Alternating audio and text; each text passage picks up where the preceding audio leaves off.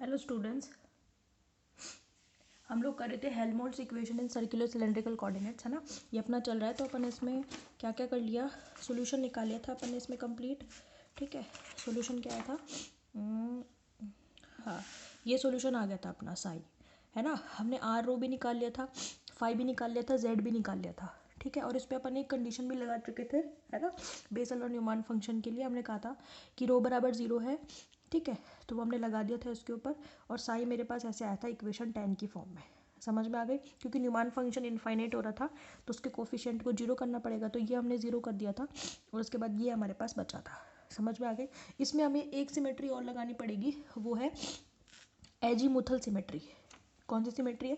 Azimuthal symmetry है, जिसको हम बोलते हैं दिगंशीय सममिति, हिंदी में बोलते हैं दिगंशीय सममिति। तो हम लिखेंगे if in cylindrical medium, if in cylindrical medium there is azimuthal symmetry, there is azimuthal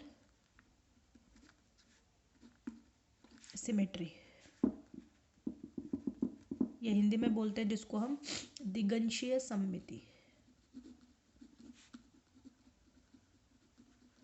दिगंशीय सममिति, that is phi is equal to 0। समझ में आ रही है। यानी एजीमुथल सिमेट्री है, जिसको हिंदी में बोलते हैं हम दिगंशीय सममिति, उसके लिए फाई का मान क्या है? 0। अब अगर फाई का मान 0 है तो हमें क्या करना पड़ेगा? फाई कहाँ आ रहा है? देखो, इस वाली टर्म में फाई आ रहा है, तो दिगंशीय सममिति को इसमें इस तरीके से प्रतिस्थापित करना पड़ेगा कि इसके जो दो कोफिशिएंट है a2 और b2 में से कोई एक 0 हो। या तो आप a2 को 0 करो, या फिर आप क्या करो, b2 को 0 करो। तो to apply the azimuthal symmetry we have to replace, हमें प्रतिस्थापन करना पड़ेगा इस सिमेट्री का इस प्रकार से कि या तो a2 0 हो या फिर b2 0। ये तरीका है इसको सॉल्व करने का, है ना। और तो क्या ही कर सकते हैं। Therefore we have to apply, we have to की जगह to apply this symmetry, put a2 is equals to 0 और b2 is equals to 0, let a2 is equals to 0। हमने मान लिया a2 0 है, दोनों में से किसी को भी कर सकते हैं, आपकी मर्जी, आप चाहो b2 को कर दो, कोई दिक्कत नहीं आएगी उससे। ठीक है, तो हमें क्या करना है, इस दिगंशीय सममिति को इसमें अप्लाई करने के लिए, प्रतिस्थापित करने के लिए दोनों में से किसी एक कांस्टेंट को 0 करना पड़ेगा। मैंने मान लिया कि a2 0 है, a2 0 होने से ये टर्म पूरी क्या हो जाती है? 0 हो जाएगी। ठीक है, तो बचा क्या मेरे पास? Psi. Therefore psi is equal to psi कितना बच गया आपका? ये तो 0 हो गया, है ना। क्या बच गया? jn, है ना, रो under root k square minus beta square. ये जो a3 है ना, मैं इसको इसके साथ में ले रही हूँ। ठीक है, कॉस एन फाई को मैंने बाहर निकाल लिया, अंदर क्या बच गया? a3 b2 a1। भाई ये तो 0 हो गया ना पूरा। कॉस एन फाई को मैंने कहाँ निकाल लिया? बाहर निकाल लिया। a3 के साथ b2, वो मल्टीप्लाई किससे हो गया? इससे। a3 b2 a1 sign beta z plus a3 b2 b1 cos beta z। समझ में आ गई। अब ये 3 कांस्टेंट है, इनको एक ही कांस्टेंट मान लेते हैं ना, इतना झमेला क्यों रखना है।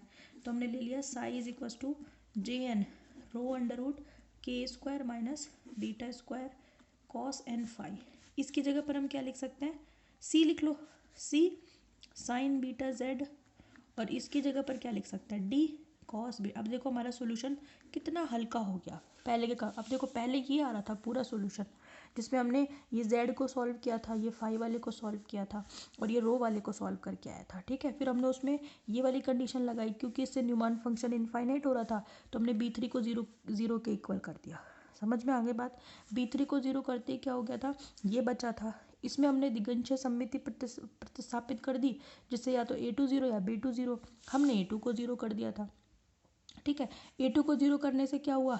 ये वाली टर्म तो पूरी 0 हो गई। फिर ये a3 b2 a1 वाली एक साथ आ गई, cos एन फाई बाहर रह गया, उसको मैंने क्या मान लिया? c, और a3 b2 b1 को मान लिया d। आप यहाँ पे लिख भी सकते हो where a3 b2 a1 is equal to c और a3 b2 b1 is equal to d। समझ में आ गई बात। ये हो गई इक्वेशन नंबर 11। ठीक है, तो यहाँ तक हमारा काम हो गया है। हेल्महोल्ट्ज़ इक्वेशन तो हो गई है हमारी, ठीक है। तो हेल्महोल्ट्ज़ इक्वेशन में हमने क्या क्या देखा, हेल्महोल्ट्ज़ इक्वेशन ये आपकी हो गई है। देखो पहले तो हमने पूरा बताया, ठीक है, ये वाली हेल्महोल्ट्ज़ इक्वेशन थी। हेल्महोल्ट्ज़ इक्वेशन में फिर हमने एक सिलेंडर बनाया, उसमें सारे एंगल दिखाए, डेल्टा टू को सिलेंड्रिकल कोऑर्डिनेट सिस्टम में लिखा, ठीक है। इसके बाद हमने ये जो साई है, जो रो थीटा रो फाई और जेड का फंक्शन है, उसको हमने method of separation of variable से अलग अलग किया, ठीक है। एक आर माना, एक फाई और एक जेड, सेपरेशन ऑफ वेरिएबल लगा एक एक करके। पहले इसको माना, किसके इक्वल माना, माइनस बीटा स्क्वायर के, ठीक है। फिर सॉल्यूशन आ गया, ठीक है। फिर हमने दूसरे वाले को फाई में कन्वर्ट करने के लिए पूरी इक्वेशन को रो स्क्वायर से मल्टीप्लाई किया था, ठीक है। फिर अपन ने उसका निकाल लिया, ठीक है। फिर इसको सॉल्व किया हमने, तो फिर क्या मिल गया था, रो का मिल गया था। इसमें थोड़ी सी ये चीज़ अप्लाई करी हमने, न्यूमॉन और बेसल फंक्शन की फॉर्म में लिखा, उसके बाद हमने ये किया और हमारे पास कंप्लीट सॉल्यूशन आ गया हेल्महोल्ट्ज़ का। अगर आपके पास ये आ जाए कि हेल्महोल्ट्ज़ समीकरण को हल कीजिए किसी भी बेलनाकार सममिति में, है ना, वृत्ताकार बेलनाकार निर्देशांकों में कीजिए, तो आप यहाँ तक करेंगे। समझ में आ गई। इसका एक एप्लीकेशन है, यानी कि इसको अप्लाई भी करना है हमें, वो किस में करते हैं, बेलनाकार अनुनादी कोटर, ये इसी का एप्लीकेशन है ना। और ये अलग से भी पूछा जाता है, अलग से ही पूछा जाएगा, क्योंकि वो एक पर्टिकुलर टॉपिक ही इतना लेंदी हो गया, उसके साथ तो मिक्स करके पूछा नहीं जा सकता ये, ठीक है। तो सिलेंड्रिकल रेजोनेंट कैविटी, ये प्रैक्टिकल आता है एमएससी में, लेकिन थ्योरी है आपके बीएससी में इसकी।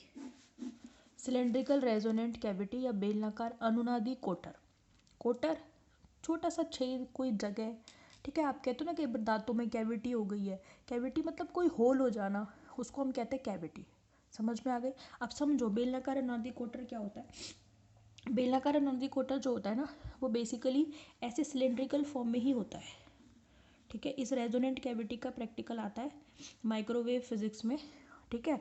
और माइक्रोवेव फिजिक्स आती है आपके final year, MSc final year में आती है, ठीक है, उसमें आती है, उसका ये प्रैक्टिकल एमएससी में ही है, ठीक है। उसमें क्या होती है, एक बड़ी सी रॉड होती है ना, और भी बहुत सारी मैकेनिज्म होती है उसमें। उसमें एक ऐसे सिलेंड्रिकल कैविटी होती है, उसके अंदर जो है वो बनी किससे होती है, किसी कंडक्टिंग मटेरियल से बनी होती है। किससे बनी होती है, कंडक्टिंग मटेरियल से, ये इसी से बनी होती है, यानी कि बेलनाकार चालक पृष्ठों से बनी हुई एक कैविटी होती है ना। और एक छोटा सा होल होता है, इसलिए हम उसको क्या बोलते हैं, सिलेंड्रिकल रेजोनेंट कैविटी नाम देते हैं। समझ में आ गई बात आपको, ठीक है। ऐसी होती है, जैसे मैंने ये डायग्राम बनाया था ना, ऐसे ही आप दोबारा बना सकते हो, जैसे ये डायग्राम बनाया था सिलेंडर वाला, यही होती है, इसी को समझ लो आप, ये रेजोनेंट कैविटी है। हालांकि तो बड़े फॉर्म में उस मैकेनिज्म में ये बहुत छोटा सा होल होता है, अंदर से सिलेंड्रिकल बनी हुई होती है, ठीक है। ऐसे कोई दिखती भी नहीं है, वहाँ पे टीचर ही इसको देखकर कहता है कि ये सिलेंड्रिकल है, थोड़ा बहुत दिखता है, बहुत छोटा सा होल होता है, इतना बड़ा नहीं होता, ठीक है। समझ में आ गई, ठीक है। इसीलिए इसको कैविटी नाम दे रहे हैं। अब क्या होता है कि ये जो कैविटी होती है ना, इस कैविटी के अंदर क्या होता है कि रूल मैक्सवेल की इक्वेशंस इस पे लागू होती है। क्या लागू होती है, मैक्सवेल की समीकरणें लागू होती हैं इसके अंदर, ठीक है। और कुछ बाउंड्री कंडीशंस को फॉलो करती है। तो हम सबसे पहले लिखेंगे cylindrical resonant cavity, cylindrical resonant cavity is a cavity made by cylindrical conducting material। समझ में आ गई। in this cavity में क्या होता है, in this cavity Maxwell's equations are satisfied। Maxwell's equations are satisfied. इस वाली पर्टिकुलर कैविटी के अंदर क्या लगती है, मैक्सवेल की इक्वेशन इस पर अप्लाई होती है, ठीक है। And follow some boundary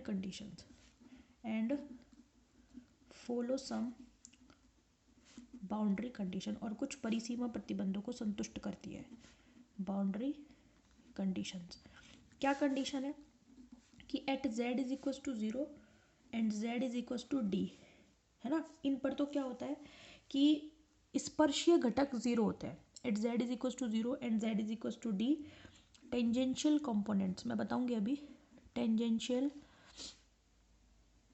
components are zero,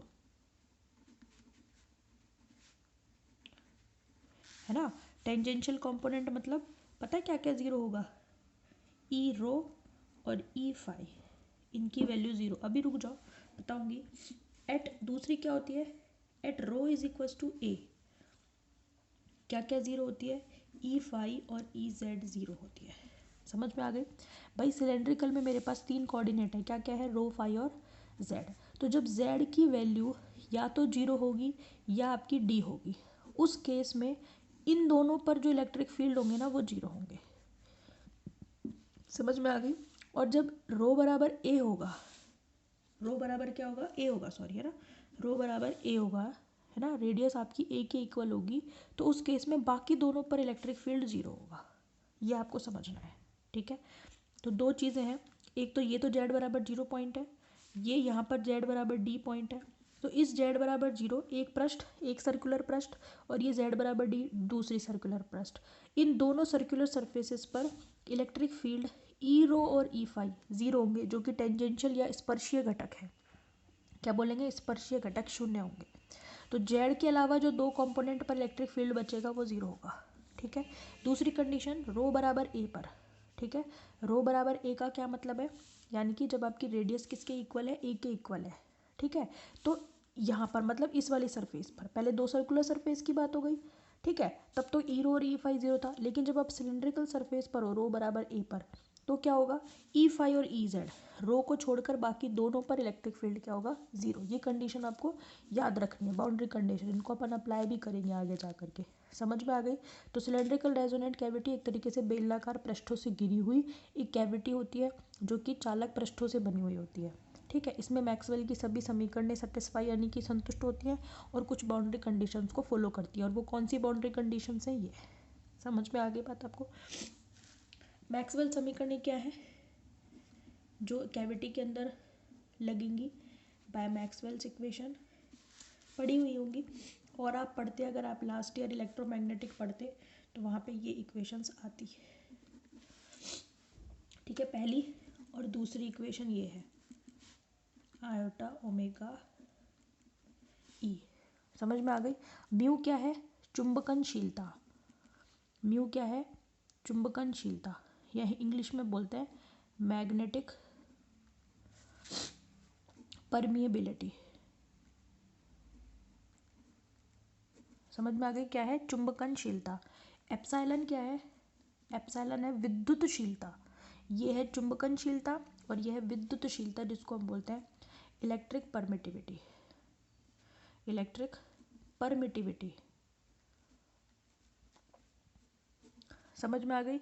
ये है मैग्नेटिक परमिबिलिटी और ये इलेक्ट्रिक परमिटिविटी, यानी कि ये क्या है, चुंबकनशीलता, क्या है ये, चुंबकनशीलता, और ये क्या है, विद्युतशीलता, आप जानते ही हो, ठीक है। अब क्योंकि मैंने कहीं पर भी म्यू नॉट या एप्सिलॉन नॉट नहीं लिखा है, इसका मतलब ये किसकी नहीं है, निर्वात की नहीं, मीडियम की है। ये तीन तरीके की होती है ना, मीडियम की होती है एक, तो एक निर्वात की होती है और एक होती है रिलेटिव, ठीक है। तो ये किसकी है, मीडियम की, यानी कि माध्यम की चुंबकनशीलता और ये माध्यम की विद्युतशीलता।